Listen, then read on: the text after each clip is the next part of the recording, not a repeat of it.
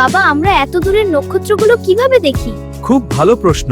বিজ্ঞানীরা একটি বিশেষ যন্ত্র ব্যবহার করেন যার নাম টেলিস্কোপ। টেলিস্কোপ হলো এমন একটি যন্ত্র যার সাহায্যে আমরা দূরের গ্রহ, নক্ষত্র এবং গ্যালাক্সি বড় করে দেখতে পারি। হান্স লিপারশে নামের এক চশমা বিক্রেতা 1608 সালে প্রথম টেলিস্কোপ তৈরি করেছিলেন। পরে ইতালির বিজ্ঞানী গ্যালিলেও গ্যালিলেই এটিকে উন্নত করে আকাশ পর্যবেক্ষণে ব্যবহার করেন।